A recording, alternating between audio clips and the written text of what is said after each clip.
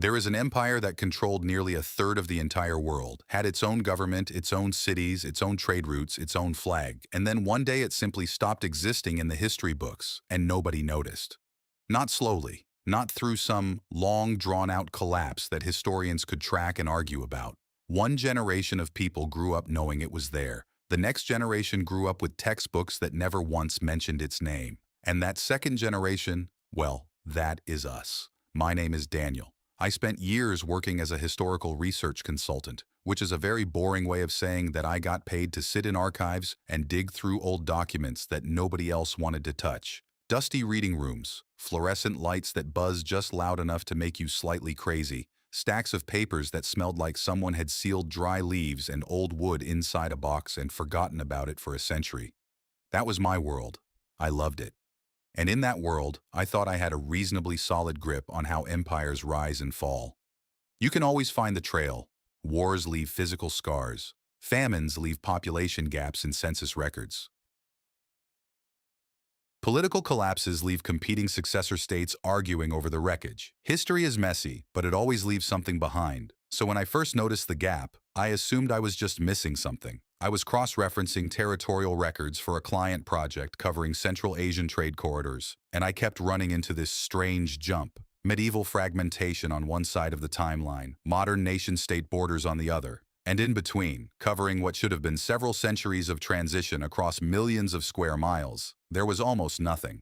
No coherent collapse narrative, no clean handover of power, just a kind of smooth editorial silence that felt less like incomplete knowledge and more like a deliberate skip. I remember the exact moment it stopped feeling like a research gap and started feeling like something else. I was holding a survey document from a major European cartographic house, a working copy with handwritten margin notes from the original draftsman. And in the margin, next to a large labeled region in Central Asia, someone had written 3 words in faded ink. Words that translated roughly as confirmed by correspondence. That meant someone had verified this. Someone had written letters, received replies, and confirmed that this territory was real and governed. This was not guesswork on a map. This was documented reality. And then I went looking for where that confirmation led in the official record. I followed every thread I could find, and every single thread ended the same way. Not in contradiction, not in counter evidence, just in nothing. The trail went cold in a way that only happens when someone has been very careful about where they left footprints. That is when I understood that the silence was not accidental. Accidental silence is ragged. It has holes and inconsistencies and contradictions.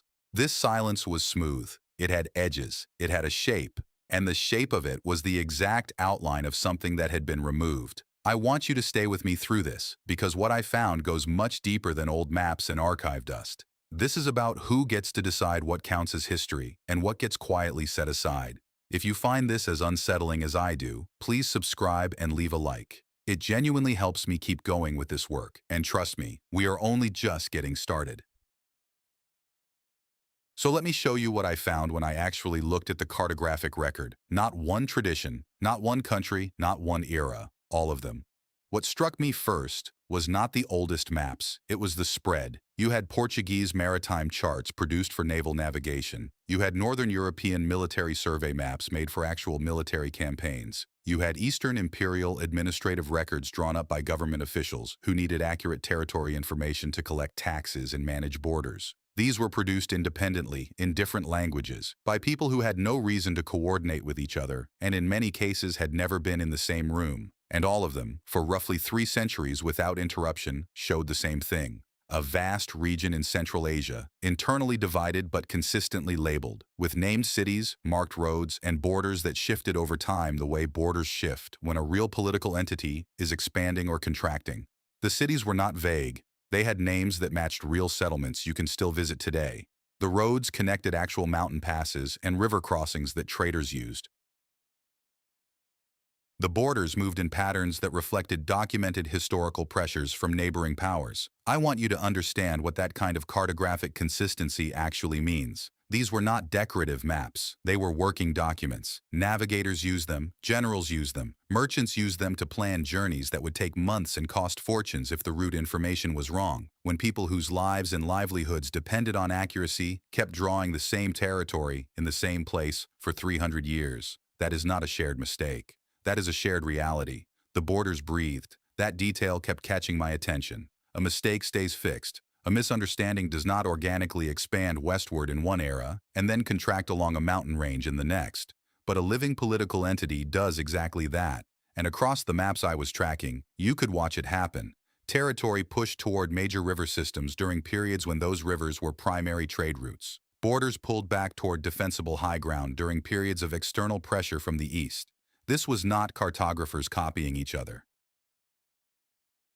This was cartographers documenting change. And the deeper I went into the record, the more uncomfortable a single question became. If 3 centuries of independent professional mapmakers from completely different cultures all agreed this place existed, then the people who came after them did not simply learn better.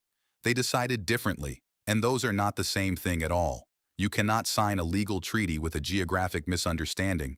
And yet that is exactly what the official story asks you to believe happened over and over again for more than 2 centuries. When I moved from maps to legal documents, I expected to find the same kind of vague secondhand references that mainstream historians use to dismiss this whole subject. What I found instead made me sit back in my chair and stare at the ceiling for a long time, because buried inside formal border agreements between major empires, written by lawyers and diplomats who had careers and reputations riding on precision, was the same territory, named, bounded, referenced as a party to the negotiation, not as wilderness, not as unclaimed land, as a political actor with defined borders and recognized representatives. I want you to understand what that means in practical terms. When 2 empires sit down to draw a border, they are not doing geography. They are doing law. Every word in those documents is chosen carefully because those words will be used to justify military action, taxation, and trade enforcement for generations. Nobody writes a vague placeholder into a legal treaty. Nobody includes a geographic misunderstanding as a named third party in a document that will be stamped, sealed, and stored in a government archive. You write down what is real because your career depends on it being accurate, and the territory was real. Tax records from bordering states listed merchants from this region as a separate category, not lumped in with Russian traders or Chinese traders, but tracked distinctly, taxed distinctly, noted as coming from somewhere specific. Trade ledgers from port cities on the eastern edge of Europe recorded goods arriving from interior routes with origin labels that matched the region on those maps. These were not romantic travelers writing adventure memoirs. These were accountants doing their jobs. I found one record that stopped me cold.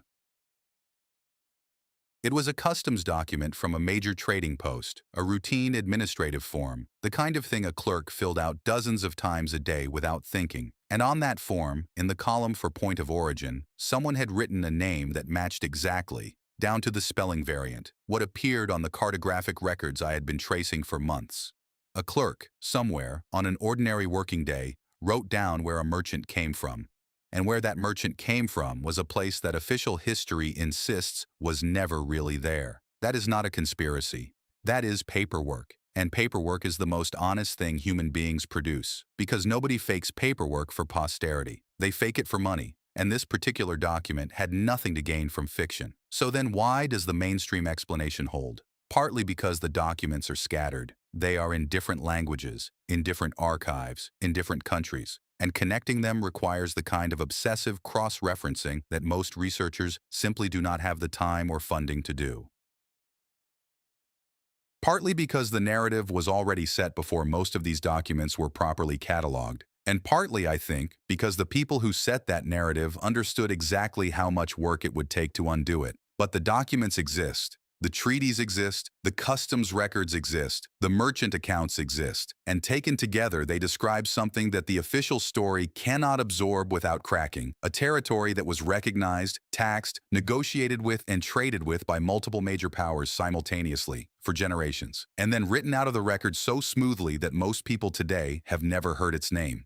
Now here is the part where it stopped being just an academic puzzle for me, because documents can be reinterpreted, language is flexible, borders are contested, A determined historian can always find a way to read ambiguity into a treaty clause, but you cannot reinterpret stone. You cannot argue with a foundation. And what I found when I started looking at what this civilization actually left in the ground changed the entire scale of what I thought I was investigating. There are structures still standing in Central Asia that should not exist. I do not mean that in a dramatic sense. I mean it in a very precise engineering sense. I mean that when you sit down with the calculations, when you look at the load distribution and the seismic response design and the mathematical precision of certain decorative systems, the numbers do not match the official story about when and how these buildings were made. I spent 3 weeks going through architectural survey reports from researchers who had studied these sites firsthand. People who had measured the foundations, analyzed the mortar compositions, mapped the stress distribution patterns. And the picture that emerged was not vague or romantic. It was specific and deeply uncomfortable. One site in particular kept appearing in the reports. A fortified urban complex that had survived multiple major earthquakes, while newer concrete structures around it cracked and failed. The researchers who studied its foundation found something unexpected. The base was not a single rigid platform. It was a layered system designed to absorb lateral movement, to flex rather than resist. That is a principle that modern seismic engineers understand very well. The question nobody could cleanly answer was how builders in that era understood it well enough to execute it at that scale, in that location, without a single surviving document explaining how they did it. And that was just the foundation. What they built on top of it was even harder to explain. The fortresses were built to stop an army that history says never existed, and that single fact unravels everything. Let me explain how I got there. After spending weeks inside the architectural survey reports I mentioned, I started noticing a pattern that went beyond any single building. It was not just one site with an unusually sophisticated foundation. It was a chain, a whole network of fortified structures spread across an enormous stretch of territory, each one sharing certain design principles that had no business being there according to the official timeline. These were not simple stone walls thrown up around a village. I want you to picture something specific. Imagine standing outside one of these structures and looking up at the outer wall. The wall does not run straight. It projects outward in a series of sharp geometric points, each one angled with mathematical precision so that anyone approaching the base of one section is simultaneously exposed to fire from 2 adjacent sections. There is no dead ground. There is no place to hide against the wall itself. Every angle is calculated to create overlapping fields of coverage. That is not folk engineering. That is applied geometry used for a very specific military purpose. Modern military historians have a name for this design approach. It emerged in Europe in response to the development of heavy artillery, because older straight walls simply absorbed cannon fire and crumbled, while these angled designs deflected and distributed the impact. The timing of that development in Europe is reasonably well documented. And here is the problem. These structures in Central Asia appear at roughly the same period, in some cases possibly earlier, in locations that official history describes as remote, lightly populated, and strategically insignificant. You do not build that kind of fortification in a strategically insignificant location. The engineering cost is enormous. The labor requirement is enormous. The specialized knowledge required to survey, calculate, and execute that geometry correctly is not something you improvise. You build it where it matters. You build it where the threat is real and organized and equipped with the kind of weapons that make those angles necessary. So I started asking a question that the official record found very inconvenient. What organized force, equipped with heavy siege capability, was operating in Central Asia at that time? And why does the historical mainstream have almost nothing to say about it? The answer that kept surfacing, in fragments, across different sources, pointed back to the same place everything else had been pointing.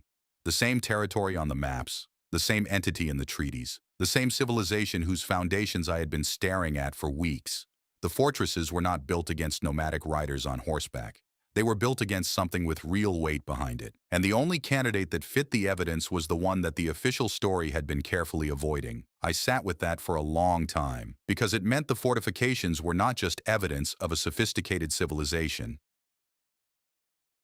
They were evidence of a military balance. 2 sides, both organized, both capable, building against each other across a continental frontier. And only one of those sides survived in the history books. That thought was still sitting in my head when I found the thing that changed the entire shape of the investigation. Everyone has seen images of the ancient barrier that runs across the northern edge of what is now China. It is one of the most recognized structures on the planet, and the story attached to it is one of the most repeated in any history classroom. It was built to keep northern invaders out, a defensive line, a statement of civilization drawing a border against the wilderness beyond. I had accepted that story the way most people accept it, without really examining it, because it seems so obvious. And then I came across a survey report from a research team that had spent several seasons doing detailed field work on specific sections of that barrier, sections that do not appear in the tourist photographs, sections in remote areas where the structure has not been restored or maintained. What they found in those sections was not consistent with the standard story. And when I read their findings, I felt that specific kind of cold that you feel when something you thought was solid ground turns out to be much thinner than you believed. The defensive positions in those sections faced south, not outward toward the supposed threat from the north. South, toward the interior, toward China itself. I want you to sit with that for a second, because a wall with its defensive face pointing toward the territory it is supposed to protect is not a defensive wall. It is a border. And borders are not built by one side. They are built between two sides, which means the thing every school textbook describes as China, keeping the outside world at bay, was possibly something else entirely. A boundary marker between two powers, two civilizations, one of which is still in every history book, and one of which had been systematically removed from the record. And then I found what was underneath it. The foundation layers beneath that barrier told a story that nobody in an official capacity wanted to explain out loud. The research team had done core sampling in several locations where erosion had exposed the base of the structure. What they found was not one construction period. It was several, layered on top of each other like geological strata. The upper layers matched the accepted construction timeline, but the lower layers used different stone cutting techniques, different bonding materials, and showed weathering patterns consistent with a significantly older origin. Someone had built on top of something that was already there, and the original something had been constructed with a level of precision that did not match the tools officially available at the time. I want to be careful here, because this is where it is very easy to lose the thread and start reaching for explanations that are more dramatic than the evidence supports. I am not telling you the barrier was built by some lost advanced civilization that vanished overnight. What I am telling you is that the physical evidence points to a construction history that is more complicated and more layered than the standard account, and that the standard account has never seriously engaged with those lower layers. It has simply ignored them.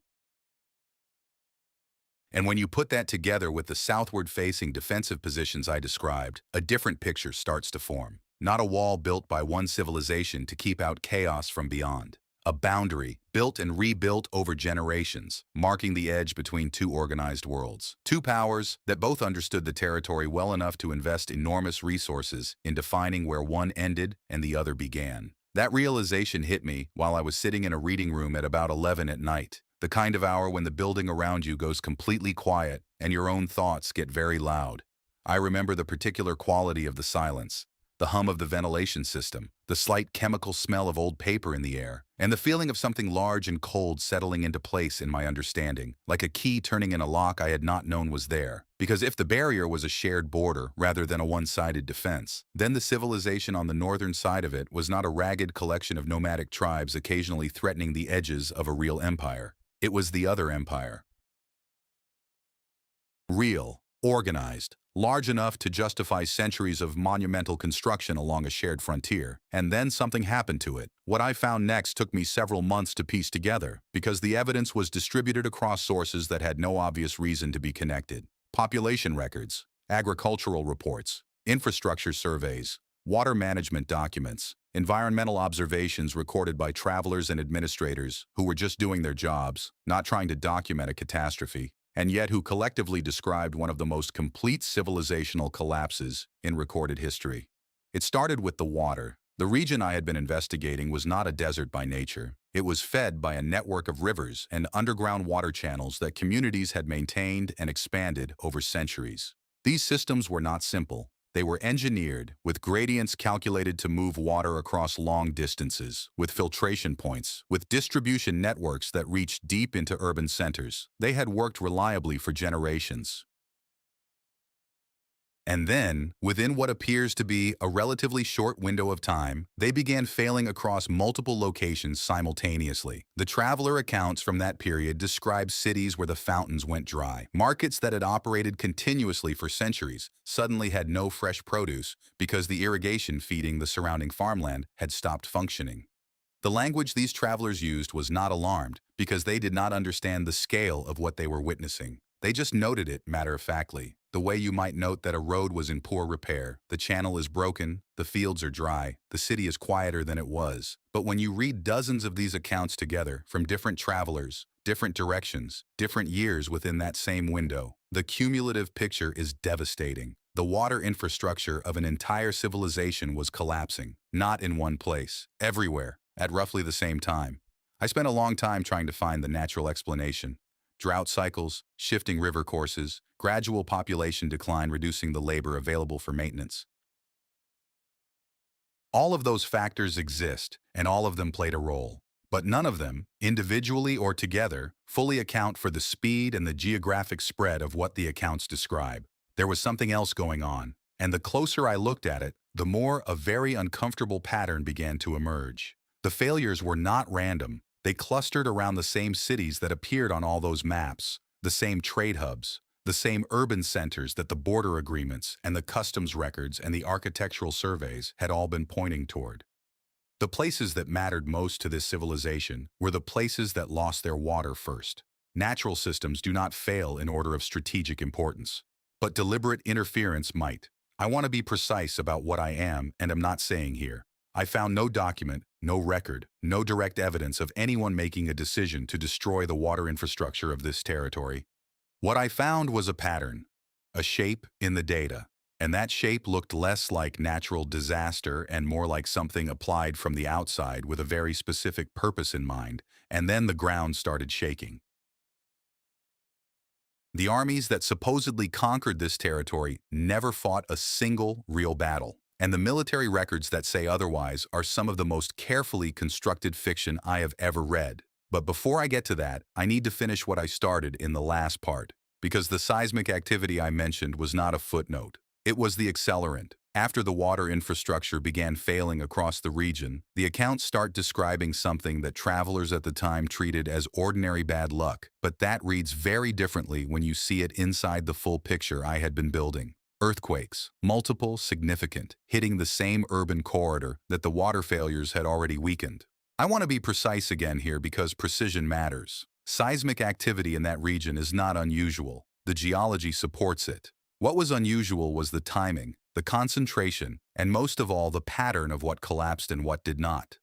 The buildings that failed were almost exclusively the ones that held people. Residential quarters, market halls, the dense interior sections of cities where populations were concentrated.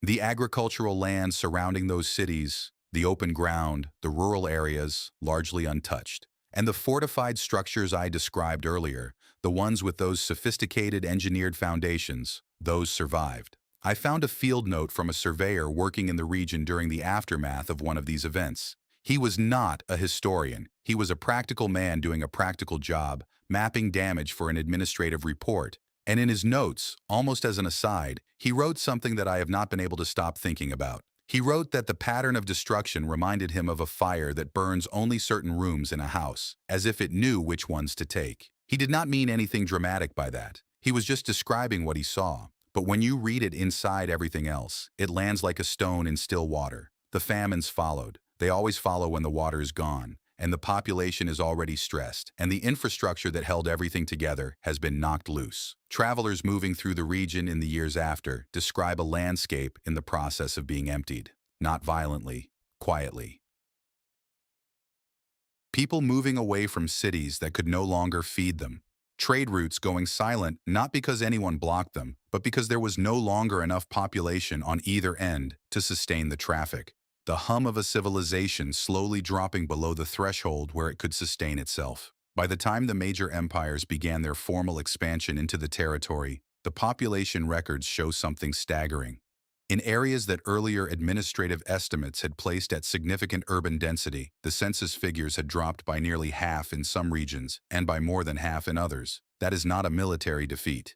That is a civilizational hollowing, and it happened fast enough that a single human lifetime could span the before and the after. The old people in those communities would have remembered the markets, would have remembered the water running in the channels, would have remembered the maps that showed their home as a real place with a name. Their grandchildren grew up in a different world, one where the infrastructure was broken, the cities were thin, and the empires moving in were telling a story about empty land that had always been waiting to be properly administered. And that is where the military records come in. The official conquest narratives from that period are detailed, dramatic, and almost entirely unsupported by physical evidence. I spent weeks cross-referencing campaign accounts against archaeological data from the sites those accounts describe. The reports claim hard fighting, prolonged sieges, organized resistance, battles at specific locations that are named, dated, and described with the kind of precision that makes them feel authoritative. But when researchers have gone to those locations, what they find does not match. The sites named as major battle locations show no physical signatures of large-scale organized conflict, no buried weapons in the soil layers corresponding to the claimed period. No skeletal remains in patterns consistent with mass casualties from battle. No structural damage to surviving buildings that matches artillery bombardment. The ground simply does not remember the fights that the documents insist happened there. What the ground does remember is something quieter and more unsettling: abandonment. The archaeological signature of cities that were vacated over time rather than stormed. Domestic objects left in place. Storage vessels still containing remnants of their last contents. The kind of material record that says people left, not that people were defeated. I kept returning to one particular site report.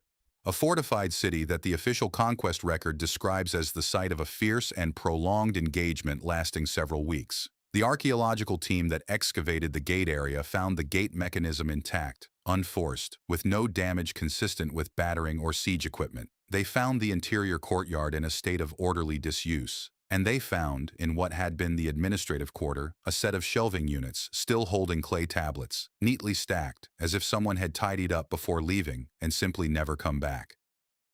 You do not tidy up during a military siege. You do not neatly stack your records when enemy forces are breaking down your gate.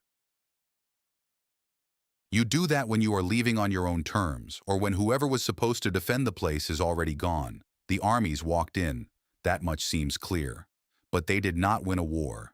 They occupied an absence, and then they wrote the absence out of the record and replaced it with a victory. That realization changed how I understood everything that came after, because once you see that the conquest was theatrical, once you understand that the military narrative was constructed over a landscape that was already empty, the question stops being about battles and starts being about something much more calculated: who benefited and how completely. 3 separate powers expanded into this territory within the same compressed window of time, each one claiming they were simply bringing order to regions that had always been loosely administered, each one producing historical records that described the territory as never having been coherently organized, each one building educational systems within a generation of their expansion that taught the next population exactly that version of the past. I pulled records from the early curriculum documents of these state education systems. The contrast with what came before is not subtle. Older private and religious educational materials from the same regions, predating the state takeover of schooling, still referenced the territory by its historical name, still treated it as a known political entity with a documented past. The transition to state curricula was the transition to silence. Within one school generation, children were learning a version of regional history that began with the empires that had moved in, as if nothing organized had existed before them. The people who designed those curricula were not stupid. They understood exactly what they were doing. You do not accidentally omit a territory that appeared on every serious map for 3 centuries. You do not accidentally fail to mention a civilization that signed treaties, minted its own trade currency, built earthquake-resistant cities, and maintained water infrastructure across millions of square miles. That omission is a decision, and decisions have reasons. The reason, when you follow the territory, is not complicated. Acknowledging what was there before would have meant acknowledging that the expansion was not administration, it was displacement. And displacement requires justification that gets harder to construct the more clearly you can see what was displaced. So the justification was simpler. Make the displacement invisible by making the displaced invisible. Remove the name from the maps. Remove the entry from the encyclopedias. Build schools that start the story after the takeover, and wait for the generation that remembers to die off. It worked, almost completely. The civilization I'd spent years reconstructing from fragments, from margin notes and customs forms and architectural surveys and traveler accounts, had been reduced in the popular imagination to a vague, exotic rumor, the kind of thing people dismiss with a slightly uncomfortable laugh. But here is what I want to leave you with, and I want you to actually sit with this, not just hear it, and move on. Every piece of evidence I described in this story still exists. The documents are in archives, the buildings are still standing. The foundations are still in the ground. The treaty clauses are still legible. Nothing has been destroyed. It has simply been made irrelevant by being ignored long enough that most people stopped asking. The erasure of this civilization was not accomplished with fire. It was accomplished with curriculum, with the quiet editorial decision, repeated across generations, to start the story later, to frame the silence as natural, to make the absence feel like it was always there. That is a more sophisticated method than destruction, because destruction leaves ruins that people eventually go looking for. But a story that simply begins after the thing you want to erase, a story told confidently and consistently to every child in every classroom, that does not leave ruins. It leaves people who never knew there was anything to find. I think about that every time I open one of those old maps. The territory is right there, named, bordered, real. And most of the people looking at it today see either a curiosity or a conspiracy theory. Very few see what I see, which is a place that existed, that mattered, that had people in it who built things that are still standing, and that was written out of the shared memory of the world so thoroughly that even asking about it sounds strange. The maps existed before the erasure. The maps are still here. The question is whether we are willing to read them. So, here is what I want to ask you directly. If an entire civilization can be removed from the historical record within a single generation, just by controlling what gets taught in schools, what else might be sitting in the gap between the official story and the physical evidence? What else are we not asking about simply because nobody told us to ask? Think about that, and write your answer in the comments because I genuinely want to know what you think. If this investigation meant something to you, leave a like and subscribe. It takes me a long time to put this kind of research together, and every bit of support makes it possible to keep going deeper.